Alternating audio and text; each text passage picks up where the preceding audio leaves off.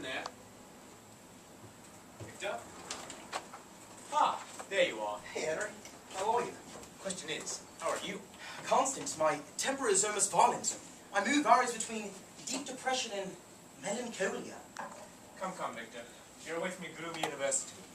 And what could be more pleasant than spending the holiday on the shores of Lake Geneva in one's own chateau? Holiday? Call it a retreat? Sanctuary? Anything but holiday. I do appreciate your good spirits. I know you're only trying to cheer me up. It can't be much fun having anyone about like this. There's a slight breakdown, that's all. Understandable, considering the way you drive yourself. For a young man, you take life far too seriously. Life is serious. What man does with life even more so? Have a joke. There's no need to be pompous. Perhaps this would cheer you up. A new thesis in biochemistry.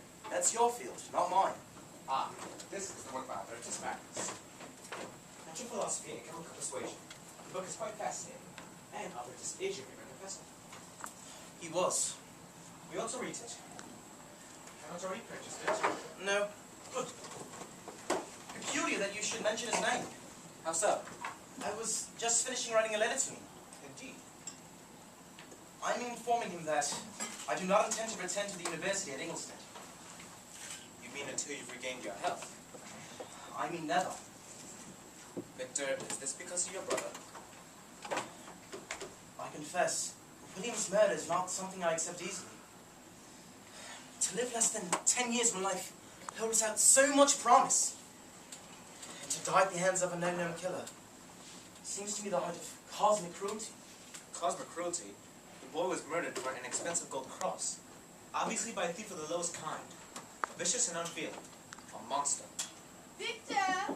It's Mother. Victor! Please do not make any mention of William. She holds up extremely well by I me. understand. One moment, Mother. Let me unlock the door. Oh, Henry! How wonderful that you're here.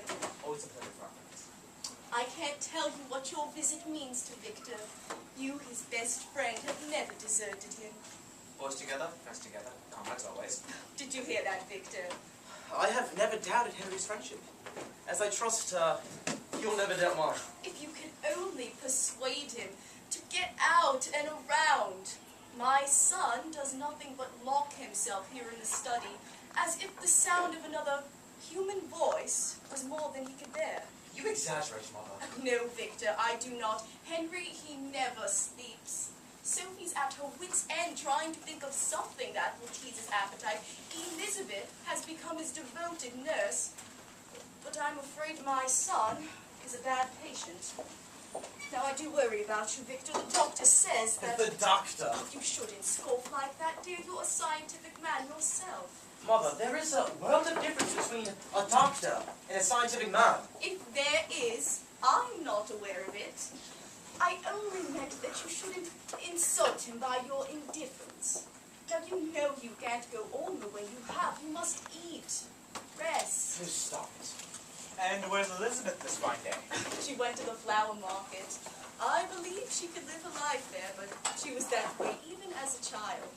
She could tell you the name of any flower that grew. Now, Victor could pull a flower apart and tell you exactly what was inside of it, what made it grow. Someone find that the ideal combination. Pragmatic and the romantic. Yes, that's very good, Henry. I'm sorry to disturb you, Frankenstein. What is it, Sophie? It's Tesla. I'll see him outside. No, Victor. Show him in here, Sophie. Perhaps I should leave. Nonsense. It's probably something quite routine. Mother, you shouldn't see him. You know how upset you get. Oh, Victor, it is you who gets upset. Inspector General Tesla. I'm sorry to intrude, Frau Frankenstein. You're always welcome in my house, Ernst. You know Henry, of course, our neighbor. Herr Clavel? You'll Good stay stuff. for tea? I'm afraid not. So then, this is a professional visit? Yes.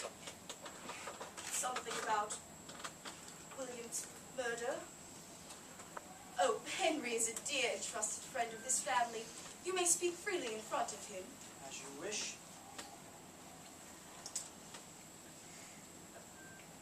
About your business, Sophie. Yes, Frau Frankenstein. William's cross. Who had it? A girl by the name of Justine tried to sell it in Geneva. Unfortunately for her, the buyer was one of our informants. A girl? A bad sort. She travels with horse dealers. Her kind would cut a throat for a tablespoon. Please. An unfortunate choice of words, forgive me. So there can be no mistake. She was encamped on the lakeshore the day of William's murder. We know your brother visited the encampment. It's a popular spot for local boys. She was seen talking to him, making mere conversation. The day of William's murder, the gypsies broke camp and moved on. Hardly seems sufficient to prove this girl guilty. She has a bad record. We have her on file. She has confessed. Far from it. She denies any knowledge of the crime. Well, if that is so, how could you be so positive? Because of the absurd story she offered me. What story? She claimed that a man gave her the cross. And if that's so extraordinary, But you see, this is no ordinary man. He was large and stitched together like a rag doll. I mean, I thought I heard them all, but large and stitched together like a rag doll? Well, that was a new one. What? No. Victor, are you all right? Why did you have to bring this terrible news? It is my duty, I assure you. Victor, I had no idea what upset you in such a manner. My son has been under a doctor's care. He's not himself at all. Forgive him. Get out! Victor, get a hold of yourself. I said get out! I'll see you to the door. Thank you, Frau Frankenstein. I wonder, Ernst, might I have the cross? I'm afraid not. Evidence. But once the case is closed, I will see that it is returned. I understand.